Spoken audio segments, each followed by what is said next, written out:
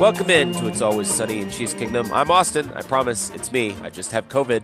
I sound a little different, but you can find me on Twitter at RealBirdLawyer. And here with me, as always, is my co-host, Taylor, at Taylor_Wit on Twitter. What's going on, buddy? I feel like I need you to do like a personality check to make sure it's actually Austin, like an impersonation check, like ask you some personal questions that only Austin would know. Because, buddy, you do not sound like you. But I am happy that you're back on the show. I missed you, and I gotta say, you're my Royals buddy. The boys Yeah, are playing some ball right now, they are. and we were talking nonstop during those playoff games. And how exciting! They play the Yankees on Saturday. It was really cool. I have not been watching very much baseball, which I've been candid about. I mean, really since Bally took over and made it really difficult to watch the games, and Sure. especially out of market. But I was very excited to watch game two. I was not able to watch game one because I was flying back from Munich and I could not stream the game on the airplane, which is crazy, by the way. It's 2024.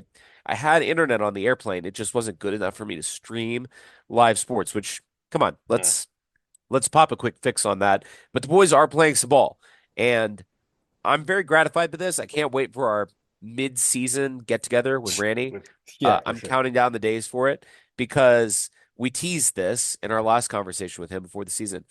I think we could say it now. This is officially the greatest season or year in the history of Kansas City professional sports. You already have a Super Bowl in the books for the Chiefs. They're Yep. 4-0 to start the season, and the Royals have won the playoff series, and they're playing in the ALDS. All we had to do was go play three playoff games in Baltimore, but across the two sports. And wouldn't you know, that's the recipe for success. You just got to go into the Charm City and walk out with their lives. It was awesome. And now the Royals get to rekindle the old rivalry with the Yankees that has Mm. been brewing since 1980. And the Yankees have been fine since then, and the Royals have not. But now we get a chance to take it from them. So I'm fired up about it. Since we're recording this on Friday night, and the game one is Saturday, and then game two is Monday. So I'm sure, depending on what time of the week you guys listen to this, you know more information about that series than I do. But I'm hoping that the Royals are going to have a lot of success there. But of course, this is a Chiefs podcast. So what should we talk about? Well, first, let's mention we're brought to you by Fansided. Check out all of their great content that's going on. We have a good podcast. We're going to see how long my voice gives out. I finally got COVID for the first time ever. All it took was me going on a 7-day cruise, which is literally like a breeding ground for all kinds of infectious diseases. And then I went to Oktoberfest for a couple days and I sat in a tent with like 6,000 beard up Germans doing country roads like three times every hour. Got you right. And that's how I got That's the COVID. But recipe. we still have a great show. We're going to do news. We're going to do the Chargers recap. We're going to do the Saints preview. Let's kick it off with. So first, we are recording this on a Friday, a little bit later in the week because this was the first day I felt up to it. And we have the practice report through Friday. Of course, the Chiefs are playing on a Monday, so they do still have one walkthrough practice on Saturday, tomorrow. Nick Bolton on the injury report with a hamstring, but he was a full participant. He looks like he will go. Mike Dana limited both of those days with a calf injury. He's still kind of up in the air. Kareem Hunt, of course, making his Chiefs return on Sunday against the Chargers, limited with the shoulder injury, and McCole Hardman limited on Thursday with a knee injury. Did not practice on Friday. It looks like he's trending towards being out. Of course, the big injury news that we have to talk about, literally, I mean, I don't want to talk about this. No, me I, neither. I did not get a chance to watch the Chargers game live. I have since gone back to watch it. I tried to watch it. I literally came back from the first day of Oktoberfest, and for those of you that do follow me on Twitter, I was tweeting through it. I'm so drunk, and Yes, you I were. could not watch this game on YouTube TV. I got up in the middle of the night and I just was checking the score and I literally did the meme. I was like, "Oh, nice, we won."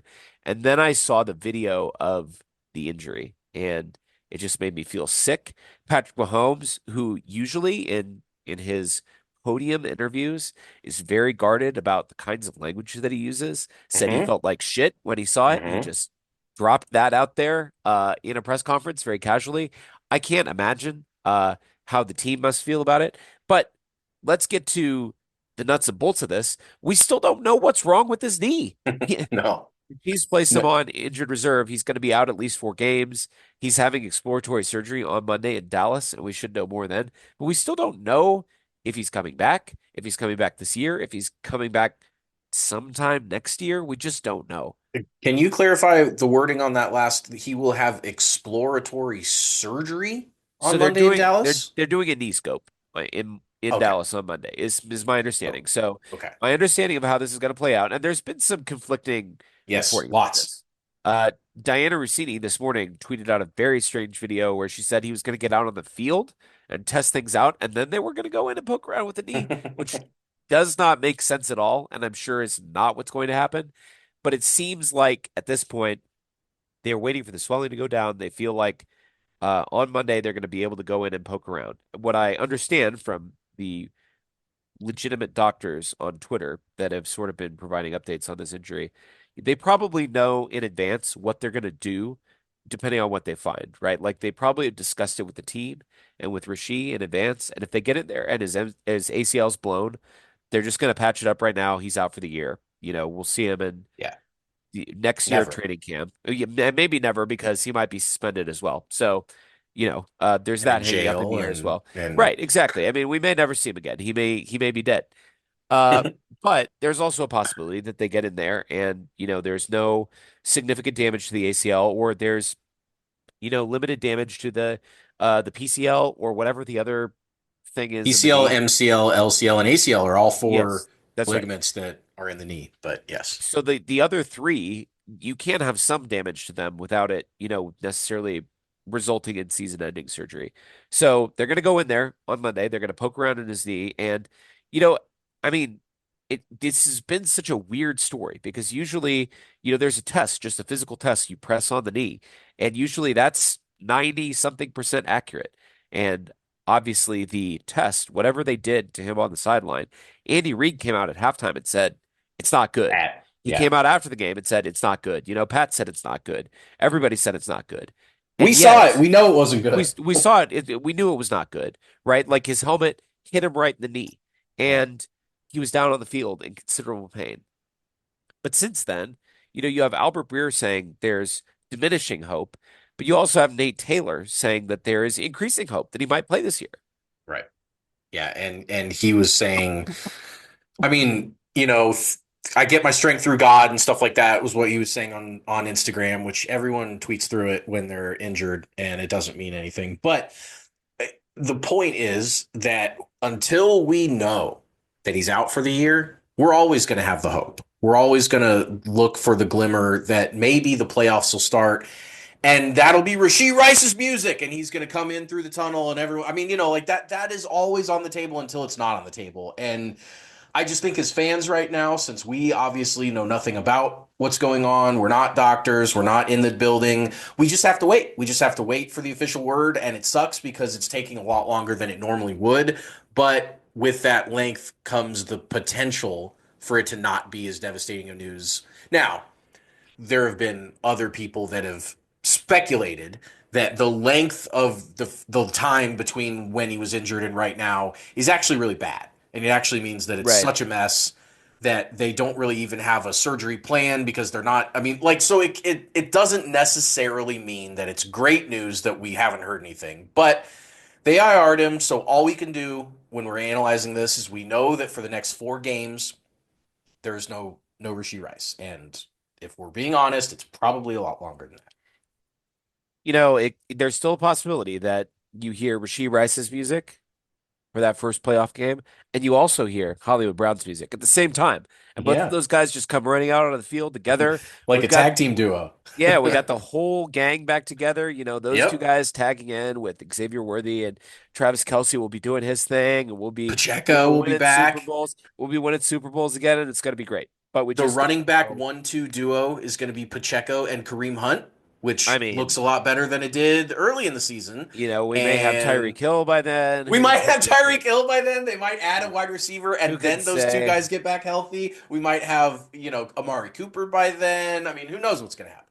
We will talk more if the news on Monday is bad. We'll obviously talk about some trade candidates the Chiefs could explore.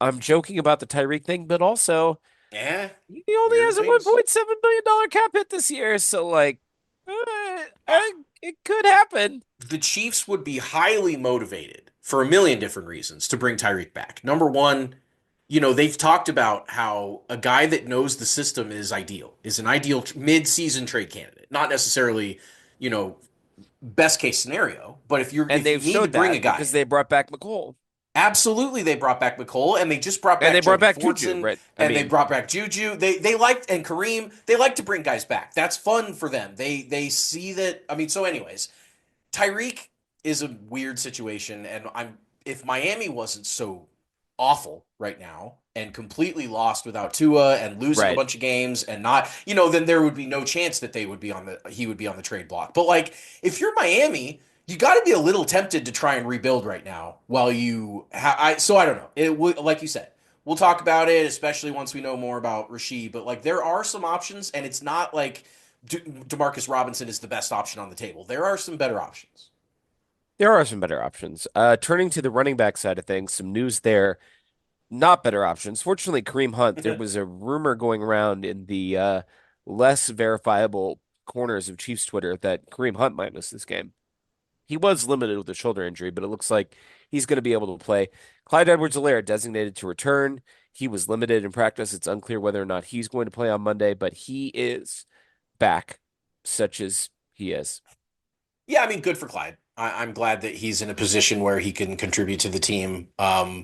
We've spent enough airwaves and time shitting on Clyde as a football player, but we've Right. also, I hope, if anyone's been listening to us the whole time, realized that we've been, fair and honest about that assessment, and that we've backed it up by saying that, by all accounts, Clyde's a great dude. We root for him as a dude. There's nothing wrong with Clyde. It's just that he's not a very good football player, but he's had some time to be away from football and reflect and do all the stuff that he needed to do to kind of work through his PTSD. And I mean, if there was ever a time, it's kind of like the Kareem story, where if there was ever a time for a guy to refine the juice, and I guess Clyde never really had it, but like it's like a comeback story for the two-time defending champs that are desperate for some help on offense. So like if Clyde came out there and now he's like, hey, maybe Clyde's like okay at football. I guess it wouldn't be the biggest surprise in the world, but I'm not expecting it.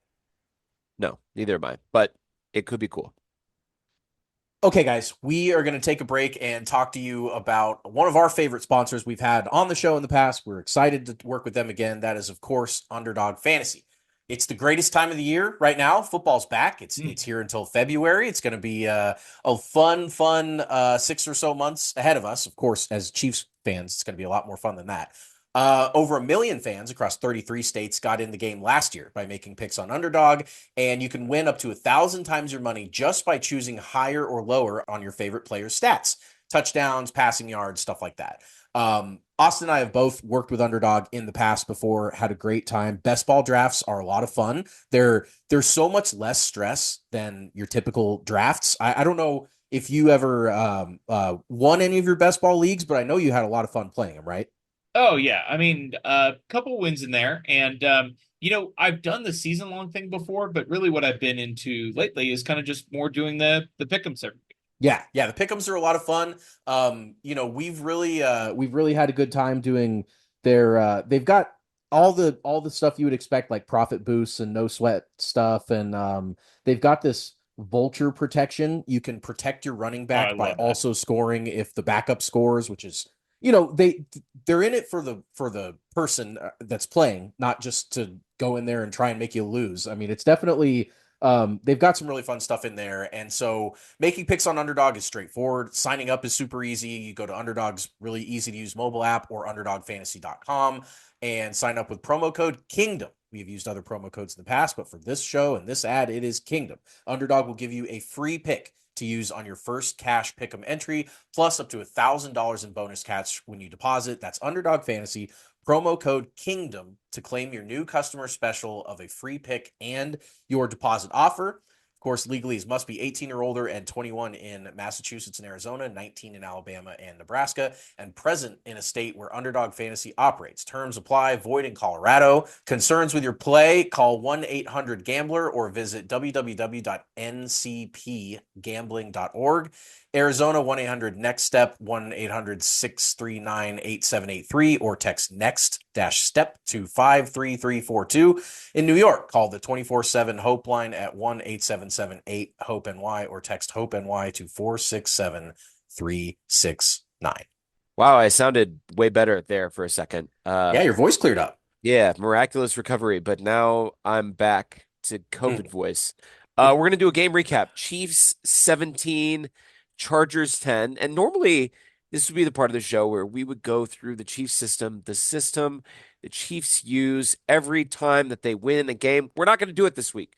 We're not gonna do the Chiefs system. Last week we had to do a reverse Chiefs system because the games they just keep getting weirder. And like at this point, I'm sure we'll get back to doing the Chiefs system. We'll probably do the Chiefs system next week when I'm feeling a little bit better and the Chiefs have beaten the Saints and we're back to normal.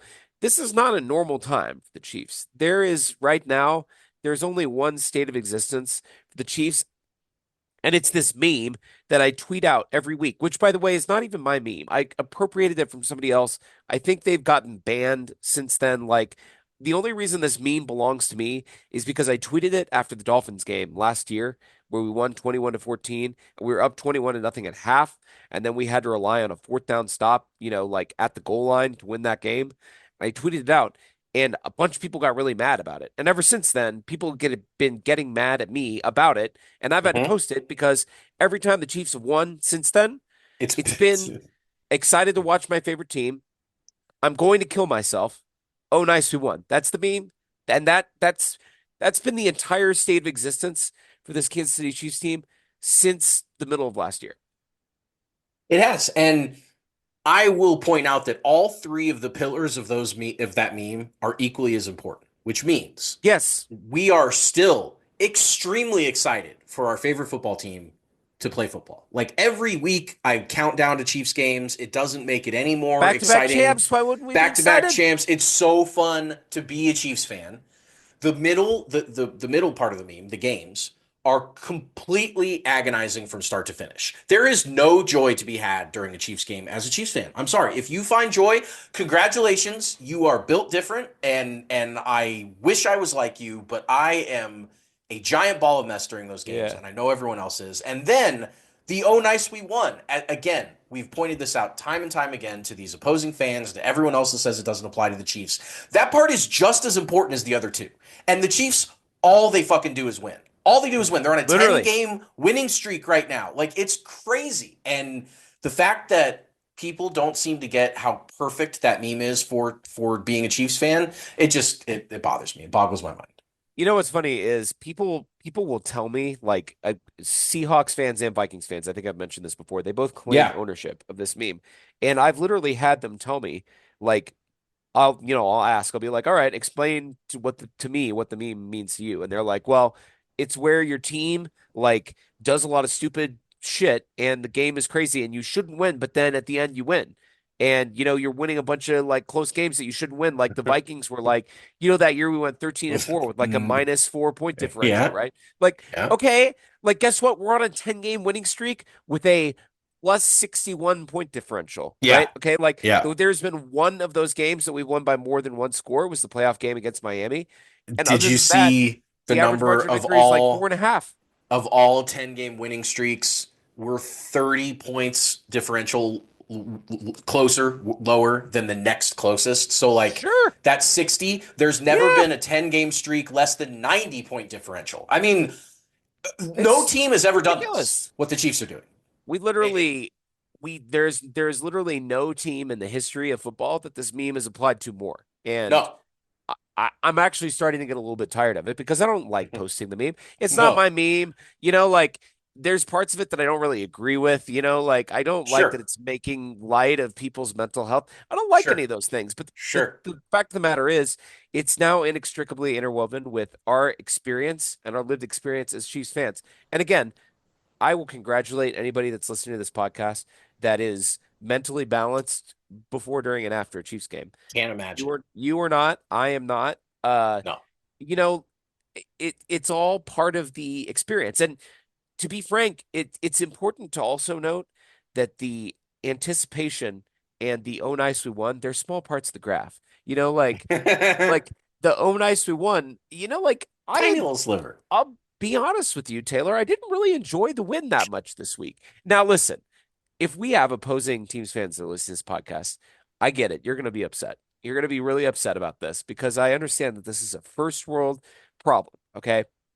But like, yeah, being one of only two undefeated teams in the National Football League is nice, but like, we're not out there setting any records, No, like two it's of our not top three, pretty. two of our top three receivers and our top running back are hurt, Our like we're pets' heads are talking falling about. off. Yeah, Yeah. I mean, it's just not that much fun, like winning is cool and all, but like at the end of the day, that's all we're doing, like we're just winning games and like, okay, cool. Like, it'd be great if we win the Super Bowl again and we three-peat. That will be amazing, right? But like Yes. until we get to January, like all I can experience is like if I lose a regular season game, that sucks. And winning a regular season game, Also it's sucks. it's nice, but like okay, Sucks. it just doesn't mean that much, right? I mean, Yeah, yeah, I it is know. what it is. I Let's establish one thing. No one, and I mean no one, is hate listening to this podcast. I thought about that. We've talked about that before. If you're listening to the show and you're not a Chiefs fan, there's no chance that we are way too insufferable as Chiefs fans for anyone to put themselves through that agony.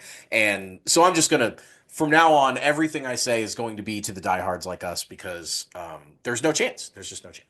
Let's do some awards. Now, we deprived our listeners of the Chief system, but we will do our signature awards. We, of course, have our five-star men who, through their play on the field, are screaming out, I'm a five-star man. We have our trash men I'm the trash man. I come out, I throw trash all over the ring, and then I start eating garbage. who are eating garbage all over the field. And we have our wild cards Wild card, bitches! Yeah! who are capable of anything. I will give you the first selection for the five-star Sure. men. Hit me My up. select, my first one is going to be Chris Jones. You know, there have been a lot of inconsistencies on this team, either from week to week or just kind of performance wise. Chris Jones is not one of them. And in fact, he won AFC Defensive Player of the Week this week and is just such a stalwart. He might be, and I know this is blasphemy, just hear me out. I think he's the best player on the Chiefs. I think he's the most impactful, talented, consistent player right now on the roster. And yes, you know who I'm talking about that I'm not naming, but two sacks in this one, three quarterback hits in the backfield of the Chargers all day long, both from the inside and the outside. Um, I mean, how lucky are we that Chris Jones was also a member of the Kansas City Chiefs for so long and that continues to want to come back and be such a cultural influence on this team and just be a dominant force. I mean, we think back to all those Super Bowl runs and wins that would not have happened without Chris Jones, bar none. And I just can't say enough good about the dude. I love him to death, and he's my five-star man. I mean, think about where this team would be this year without Chris Jones, because let's not forget that seemed like it could have been a reality. We were very Yeah, close to that being a reality. absolutely. And I've seen him photoshopped onto every team yeah, in the NFL's literally jersey. every 31 other teams. Yeah, Yes. exactly. He was in the, off-season Hard Knocks, the Giants were talking about picking him up. Yeah. It just it's a lot, but he is amazing. That's a great pick. And you know what? Look, the Chargers two tackles were out in this game. Okay, the interior of their offensive line is still really good, and they still got their ass whooped by Chris Jones because he is a five-star man. I'm going to take Xavier Worthy. Oh Now, yeah. there's obviously two aspects to the 54-yard touchdown pass. There's Xavier Worthy running by people, catching the longest official pass of Patrick Mahomes' career, 62 yards in the air, 54 yards to the end zone for the touchdown. But I'm going to reward the catcher of the football in this situation for running really fast and catching the ball. We'll get to the quarterback. He will make an appearance in these awards, unfortunately. But I hope this is a sign of things to come. And there was an article in the Star today that, Mahomes has kind of said internally that, this is not a ball that he would throw. We know that because Yes. not only is it the longest official pass of his career in terms of air yardage, the only other one that I can think of off the top of my head that was longer was the one obviously in Atlanta in the preseason to Tyreek, 69 yards in the air, which was, by the way, in 2018. That was 6 years ago. I Yeah. mean, we know that this is not a ball that he would normally ever throw or think to throw because he has been turned into Tom Brady. I mean, listen, like he's gonna do the most boring stuff possible if that's what gets him the win. That's all he cares about is winning, and teams force him to be boring. But he Yeah. did come out and say that, these are the kinds of like he needs to start taking some more shots. And if the Yeah. offense is going to be missing, we know we're going to miss Rasheed for at least 4 weeks, 4 games, probably longer than that. If Hollywood returns, it's not going to be until the playoffs. Travis Kelce had a bounce back game in this one, but the Chiefs He's about to need get triple teamed every yeah, game. exactly. The Chiefs need to do some things a little bit differently. And, if you're going to hit on, I mean, this was a one play drive. It was the first play of the drive. He dropped back, he threw the bomb, and the Chiefs scored a touchdown. And they got 7 points in a game where they were trailing 10 to nothing. And then, it's a completely different ball game.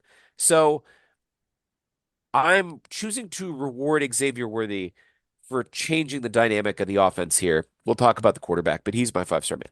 Sure, I get it for sure.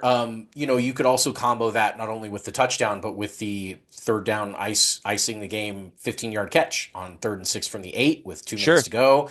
And it was a Rashee Rice route. It was a crosser underneath where they cleared everybody out and just let Worthy beat somebody. And obviously, he's good at doing that. And you know, I think about the composition of the wide receiver room last year, which if you would just teleport Xavier Worthy back in time and replace Rashee Rice with Xavier Worthy, and nothing else is different, and that's Travis Kelce and Sky Moore and McCole Hardman and Kadarius Toney and MVS. MVS. I mean, they were nobodies. It was nobody. And Rashee was still the number one weapon. He was great. All the stuff that we know he did as a rookie. So, like, if you can just redo the 2023 offense with Xavier Worthy instead of Rashee Rice, and everything else is basically the same, and you're replacing like MVS with Juju, basically, like, I don't know. I think this could work. It probably won't, but it could. I mean, you can even go back to the 2022 offense because, like, on paper, I mean, the wide receiver one in that offense was Juju, who's back on the team. Now, I get he's not the same player he Yeah, was 2 years sure. ago, Yeah, but that was none the of us best are. offense in the NFL. And Patrick Mahomes won the MVP, and the Chiefs won the Super Bowl. So, Yep. that team did not have anyone remotely as dynamic as Xavier Worthy, or even anybody as Rashee remotely Rice as or dynamic as Rasheed Rice. Exactly. yeah, And it was the best offense in the NFL. Now, yeah. it did have Travis Kelce, who had a 1,300 Uh-huh. yard season 2 years ago. Now, you add 2 years of wear and tear on Travis. He's an old man now. Probably can't be relied on to run the offense through him. But the Chiefs are capable of getting to an elite offense again. I do believe that. And if they get there, it's going to be because Xavier Worthy helps unlock that potential. Let's do the trash man. I'll go first. And I teased it. I just have to put it out there. My trash man in this game is Patrick Mahomes. Mhm. And unfortunately, I have to confess to you that I actually thought this was one of his better games of the year, like maybe his best game of the year overall, which is terrible because he was 19 to 29 for 245 yards, one touchdown, and one interception, which is not, that's not Patrick Mahomes. That shouldn't No, be one of Patrick Mahomes' better games. That should be no. his worst game of the season. Yeah. Unfortunately, it might have been his best game of the season. And I mean, the interception was, we've already talked about it. I don't want to dwell on it, but it was literally like not only the single worst play of the season, a ball that he just completely sailed and he gets picked off. And then I get what he's trying to do. I'm not going to blame the guy for wanting to make a play. But oh my God, in terms of the impact that you can cause to the 2024 Kansas City Chiefs on one play, an interception where you kill your best wide receiver on the play trying to make the tackle, it's I hard. It's hard to have a worse play than that. I And called it on Twitter. I called it the worst play in franchise history. it might be. It It might be, might be. Taylor. I I mean, it know. might be. And we had a I guy line know. up offsides to lose Yeah. a chance to To go to the that would Super have gone Bowl. to I a mean, Super like, Bowl. Yeah, you right. know, Right. it is what it is. But listen, I mean, it's tough because he did not have, he had his worst year last year. And he's worse this year through 4 games Hmm. than he was last year. And you have 4 games out of a 17-game schedule. It's still early. There's still plenty of time for him to turn around. He's still the MVP betting favorite in a lot of places, Can't which believe is that. That'll change. which is surprising. But like, I mean, he's 4-0 and he's Patrick Mahomes, right? Like he should still be up there. He should be in the top five. Dude, he's But not even top 10 on I any know, quarterback I know, metric at I know. all in He football. has 6 And touchdowns he's and five played the whole interceptions. and he's played the whole year. I know it. It's It's not good. I crazy. mean, it's not good. Like he needs to play better. He knows he needs to play better. I think that it's weird to say, but the Chiefs have a bye week coming up after the Saints game, and usually we hate the early bye. We do Yeah. not like it. The Chiefs do not like it. It No. might be a good thing this year. Hmm. It honestly might be a good thing for the Chiefs, especially if they're able to get past New Orleans and go into their bye 5-0 with a whole bunch of issues to work out. You know, it might be because this team is so banged up, because the quarterback's head isn't on straight right now. It might be well timed. But anyway, that's my trash man. I don't like it. I hate it. I hate it. Yeah. It's the worst feeling in the world to pick Patrick Mahomes as my trash man, but I have to Yeah. do it. Yeah. No, I'm with you, buddy. We we're going through it with Pat right now as fans. It's not easy. It's not fun. It's not anything we're used to watching. He'll get out of it because we still all firmly believe that he is the greatest quarterback that's ever lived. I still, despite the struggles, it's like they're two different entities to me. Patrick Mahomes, the quarterback, and what we're watching on Sundays are like different people. And eventually they'll line back up Right. and he'll get Right. it going. And we'll all say, man, remember that stretch? Remember that really bad stretch of games? I mean, hell, we said that about 2021, and then he won the MVP in 2022. Yeah. He's been down a couple times, and he's And then we figured said it that in out, and 2023 and he won the Super Bowl. and he won the Super Bowl. I mean, so yes, life is fine. I will go with a guy that is the complete opposite of Patrick Mahomes in that not only has he never been there before, but he's never going to get there. He is one of the worst football players I've ever Never watched. was. He's a never was. And of course, anyone who's listening to this, all I have to do is describe him like that, and they're all going, ah, yeah, Sky Moore. Of course. Of course you would pick Sky Moore. 2 Ugh. targets, 0 catches, terrible, awful, no good, very bad drop on 3rd down that caused Brett Veach reportedly to slam the media table up in the box when he dropped that. You know, again, I feel the same way about Sky that I feel about Clyde and some of these other guys that have struggled on this team before. It brings me no joy to talk about how bad someone is as a Kansas City Chief at football. Brings me no joy. Of course, it's always sunny in Chiefs Kingdom. We like in general to be positive and to talk about the cool things about the team and all that stuff. But inevitably, when we have a trash man segment, we're going to point out some stuff that sucked. And Sky Moore continually just sucks at football. And he's small and he's slow and he can't catch. There is no single thing that he does that deserves to be on a football field. Not even one little, like Andy lies through his teeth and says that he gives us an honest down. Or no, he It's said that honestly, about Carson Steele, but he said he gives it's us some good.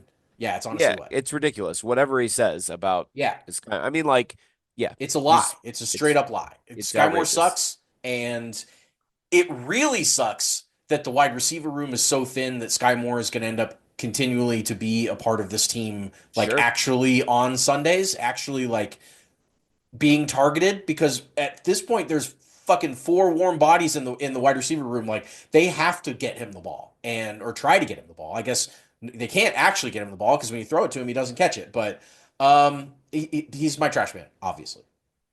Let's close it up with let's put a little bit of a positive spin on the wild cards. Sometimes the wild cards are a place to fluff some players that weren't quite in 5-star contention. So I will give you the first choice for the wild card, but let's try and keep it on the positive side of the variance here. Wild cards are capable of anything. Sometimes that means that they are mostly good. It does, and sometimes it's like surprisingly good. Like, oh, I wasn't quite sure if this player would be good, but it turned out they were. I will highlight a player that gave us one of the best gifts of the season when he was down on the ground after a hard run and he did the feed me motion. Yeah. Kareem Hunt, man, Yeah. Yeah. 14 carries, 69 yards, 2 catches for 12 yards. Looked good. looked Yeah, spry, yeah, looked not like a guy that, we weren't sure how much gas he had left in the tank. I bet so many people were so pissed off to see that the Chiefs just go back to the well and they call on a guy that was on the couch a couple yeah. weeks ago that Literally could have was been doing this unsigned. for Yeah, any of the 32 teams in the league.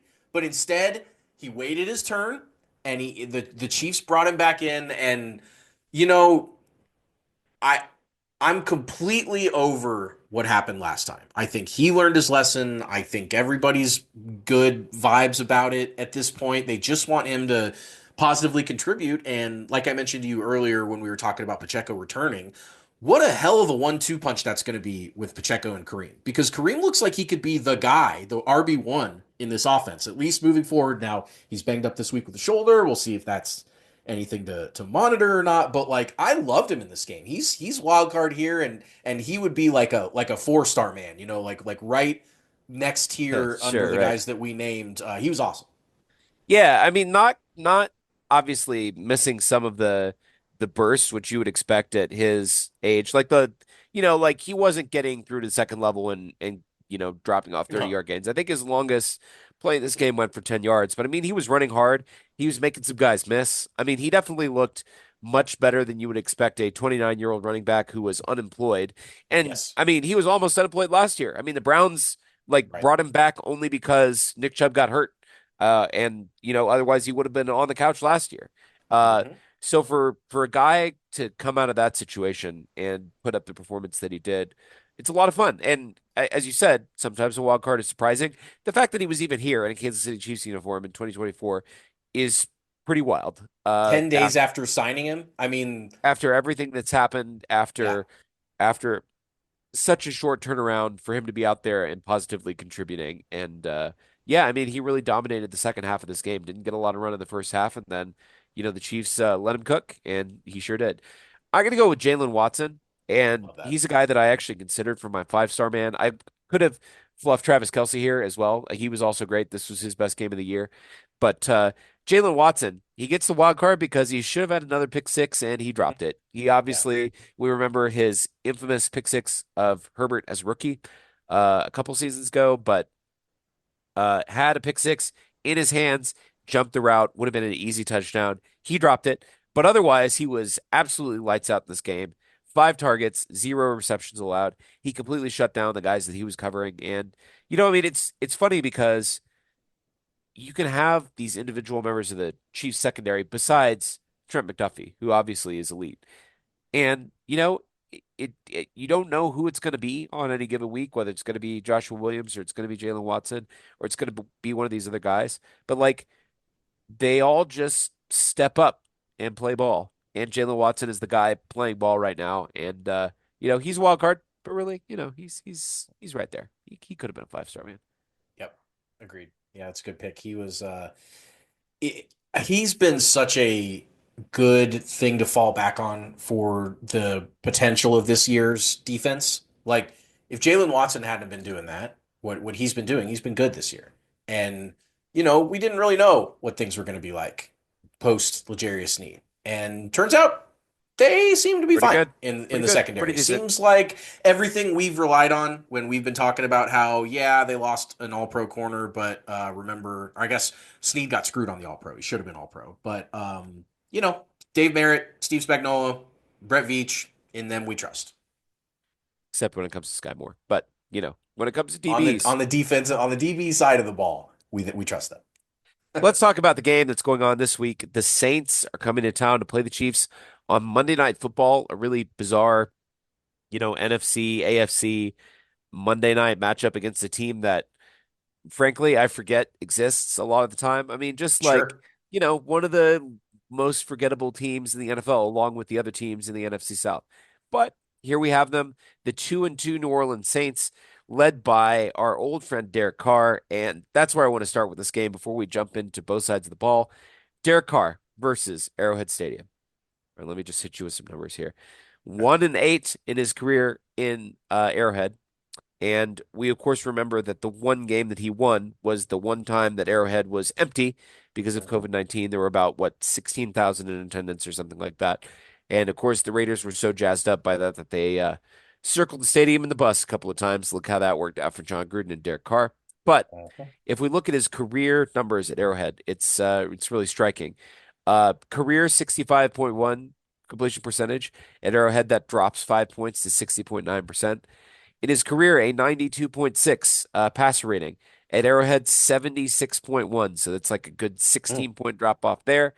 His career touchdown percentage, the percentage of his passes that go for touchdowns, is 4.4%. At Arrowhead, it's 2.9%. On the interception side of the ledger, 2% for interceptions. It goes up to 2.6%. And it sacks. This is the crazy one. Career 5.1% of his dropbacks result in a sack. At Arrowhead, it's 7.1%. It's like a 25%, Uh, 50% increase. It's crazy. and it should be higher because Chris Jones had one. So Yes, it yes. should be like Thanks a 7.2%. lot. Thanks a lot, Carl Jeffers. Thanks a lot. Yeah, exactly.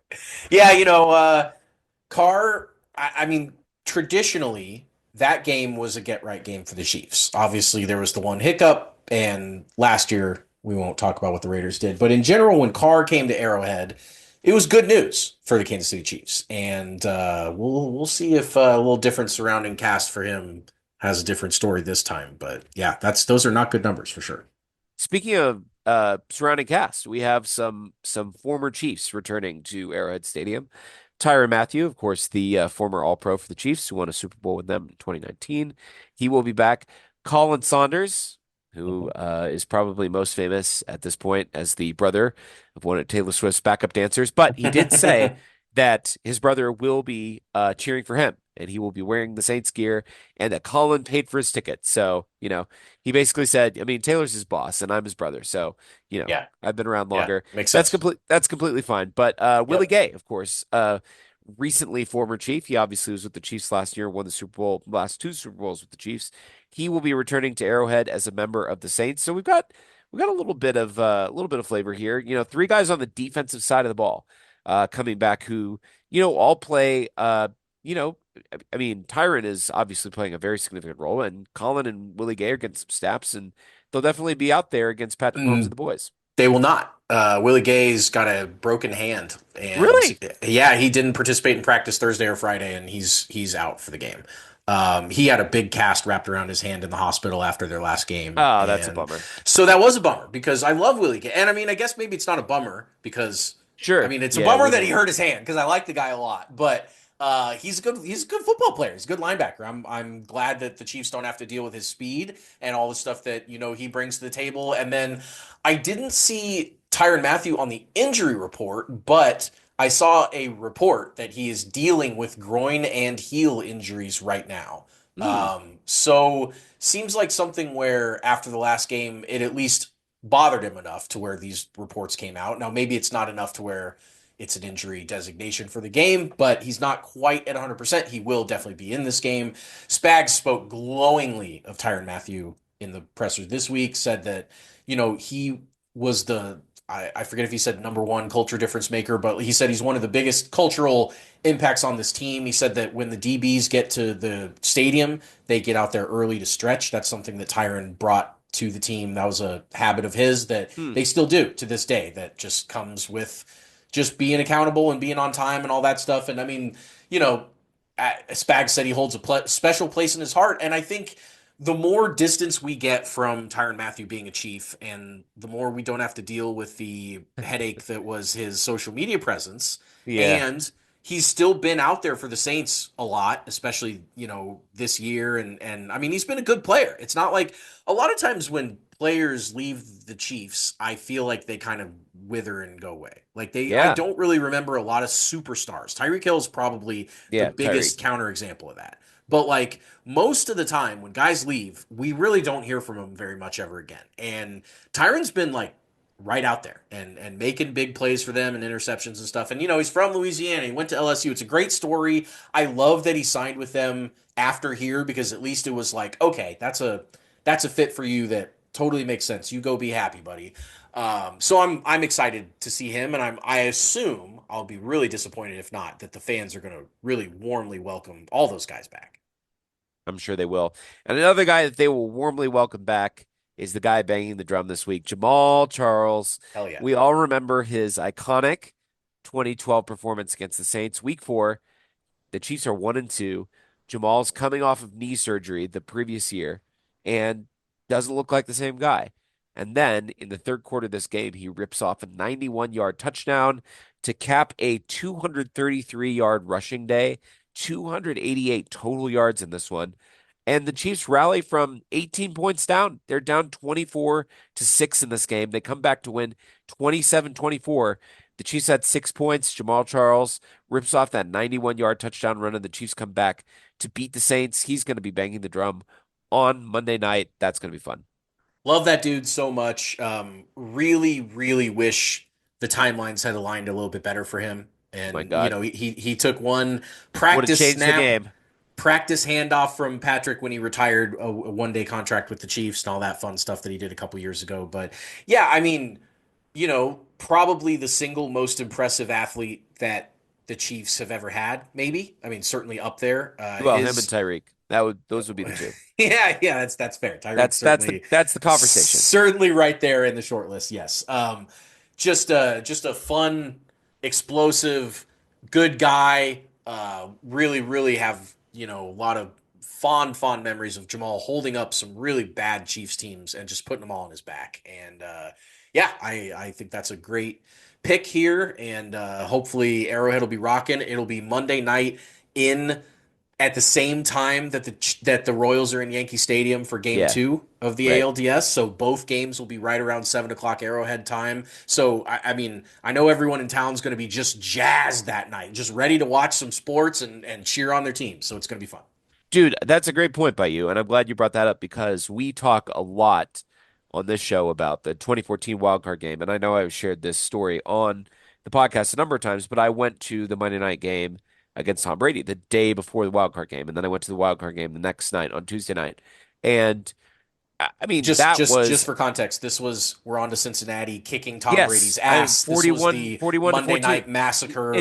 It's funny because I was listening to the PFF, the former PFF guys, Sam and Steve today, and they were talking about Mahomes never seems to get blown out, and he's like Brady in that regard. And Steve literally was like, well, except for that one time in 2014. Like he knew the exact year, like just off the Sure. top of his head. He was like, Sure. I remember the time Tom Brady got blown out 10 years ago, right? Like Yep. it was such a iconic game. And of course the Patriots went on to win the Super Bowl that year, whatever. course. And the Chiefs lost in the playoffs, whatever. Or the Chiefs didn't Whatever. even make the playoffs in 2014. No, But 14. whatever. It's the only year It, they have it it. Yeah. it doesn't matter because the point that I'm trying to make is the game was the next night. The Royals game was the next night, and I can still remember people as we were going out of Arrowhead after a complete shellacking of the defending champion Patriots and future champion Patriots, just banging, the stupid metal railings they have on the side of Yeah, the right. circle walk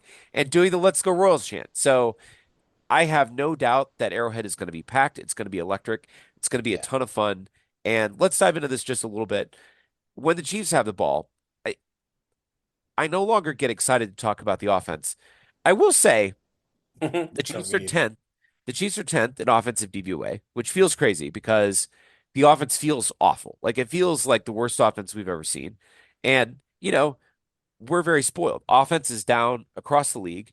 Mhm. And the Chiefs offense, despite being much worse than what we're used to, 2023 notwithstanding, is still a top 10 offense in the NFL. And this last week against the Chargers, every week the Sam Hoppen puts out these stats from NFL Fast, the scraper stats, which charts net success rate, like net offensive success rate. And the point of this is to show how bad you beat a team, even if, the scoreboard isn't necessarily that close. So the Chiefs' net success rate was 18% higher than the Chargers, which was the highest of the week. And the Chiefs won that by 7 points. Mhm. Baltimore was at 15% over the Bills. They won that game by 25. Okay. So, like, the Chiefs were moving the ball. They were succeeding in moving the ball. The offensive success rate is high. The Chiefs are number one in the NFL in rushing success rate right now, right? Like Which is they're crazy. they're the best rushing team in the NFL. It doesn't feel like it, They but they lost are. their starting running back in week 2 or whatever. I mean, Right. it's insane. So there's some objectively good things here, and it does feel like, I mean, we're not that far removed. We're 2 years removed from, and really a year and change removed from an MVP season, best offense in the league. Can we get back there? Is this the week?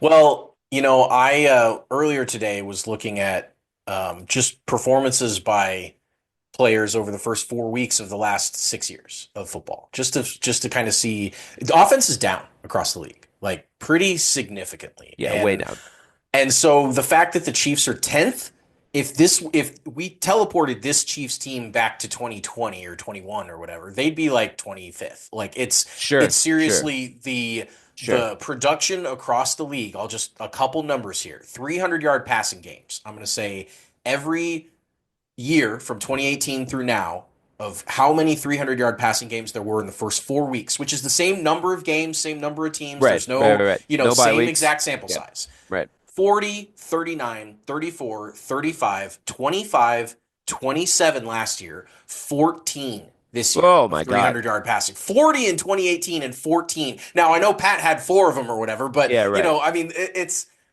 crazy how far those have dropped. And I do think 14 in that the entire league through 14 in four the weeks. entire league through 4 weeks. Yeah, 300 yards, exactly. that's not even How that about many this? yards. Fantasy points by a quarterback, 35 or more points. 2018, 15 times. 2019, 8. 2020, 14. 2021, 9. 2022, 10. 2023, 5. 2024, 0. Big Zero. old goose egg. No That's quarterback crazy. has scored 35 or more fantasy points in the first 4 weeks of the season. They averaged 8 or 9 through the first 4 weeks in the last. So, I mean, numbers are down across the board, whether that's defenses figuring stuff out, colleges ruining the offensive game, even though a lot of these quarterbacks are the exact same guys that were playing back then. I mean, it's not, 100% turnover at the quarterback rate, but yeah, lots of stuff's going weird. And the fact that the Chiefs are still, 10th, despite everyone else completely dropping off the face of the cliff in production, I think you would trust the Chiefs to figure stuff out quicker and in a more explosive way than a lot of these other teams across the league, just based on Andy Reid and the Patrick Mahomes. I know he's been struggling, but like if at least if he's playing as bad as he can possibly play, and the Chiefs are 10th, that means that's their floor. That's their Right. absolute basement, and a basement top 10 offense is pretty good. Right. It is. And, I mean, going back to 2022, the two things that stuck out to me about that offense when I think about how that offense operated and what it was good at, that offense was really good at 12 personnel, two tight ends, and it Yeah. was really good at screens. And Yep. those are not things that we see in 2024 in the offense very much. I mean, like that was sort of the big resurgence in the Andy Reid screen game in 2022, and just a lot more heavy personnel, a lot more 12 personnel. I will mention Jody Fortson, activated, pulled up to the active roster from the practice squad for this game. Are you ready for 14 personnel, Taylor? Can I interest you in the four tight end package? I don't remember what the Chiefs call it, but I know it has a T-Rex. funny T-Rex. Are you ready Yeah. for the T-Rex package? Are you Oh ready yeah.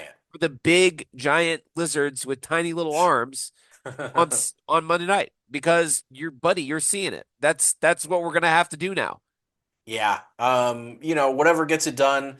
Jody Fortson was a converted wide receiver, and so bringing him up is definitely something where they just wanted somebody with a little bit of size that has heard of this playbook before. That I mean, same ideas that they've had over the last couple of years. So, yeah, if they run out, honestly, if you told me that the only pass catchers in this game were going to be Travis Kelsey, Noah Gray, Jody Fortson, and Jared Wiley, I'd be like, all right, yeah, let's go. I mean, that's not too much different than what it's going to be. It's going to be those four and Xavier Worthy, and that's Right. basically going to be it. So, Sure.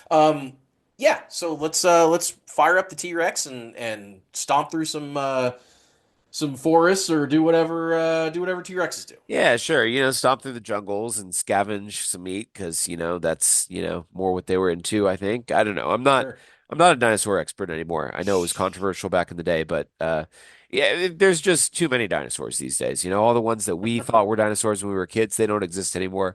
They're completely different now. T-Rex, glad he's still around. Glad Yep. he's going to be out there on Monday night. It's going to be fun. When the Saints have the ball, I don't have a whole lot to talk about here, but I have a stunning stat that I Yeah, saw online that I have to share with the listeners if they haven't heard about it. This is regarding Taysom Hill, who has not practiced at all this week. He has broken ribs, and he's been out. He's been hurt I don't think before he's that. playing. This is kind of like He like if has a he, separate chest injury also, yeah, which is yeah, not the broken ribs. right. I Anyway, so the Saints, you may recall, through the first 2 weeks of the season, looked like the best team in the world history of the beaters. NFL. Yeah, And they dropped like 50 points in week one. And we thought, oh, okay. on the And then Panthers, but they yes. dropped like a jillion points in week two. And then since then, Taysom Hill has been hurt. When Mhm. Taysom Hill has been in the lineup, the Saints have had 18 drives, and they also have had 18 drives without Taysom Hill in the lineup.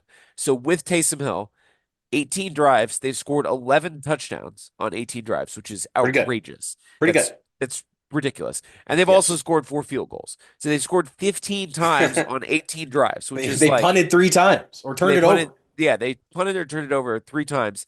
I mean, 15 scored drives and 18 drives is outrageous. That's like Crazy. it's incredible.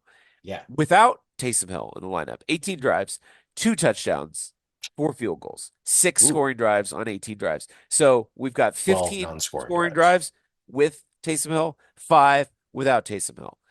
Did not practice. He's got injuries all over the place. If he doesn't play, I mean, I feel like Taysom Hill has gone from being a meme to like he's actually like pretty good player and really Sure. a useful NFL piece. And apparently the key to the Saints offense, because without him, they are terrible. Yeah, and I've seen some stuff about how Taysom Hill being in the game has also kind of just dictated how the Saints want to attack teams, which is hard nose running with a little bit of trickery if he decides to catch or throw or whatever. But in general, when he's in there these days, he's in there as a running back. He's in there Right. to Or like get a the ball. pullback. But yeah, like, Exactly, yeah, a exactly, power and back. hammer it. Yeah, exactly right. And so because of that, you get that element added to the Saints offense. And even though other teams see Taysom Hill, they key on his tendencies and they do all that stuff, clearly they can't stop him. Or at least the Panthers and the Cowboys in the first 2 weeks of the season could not stop him.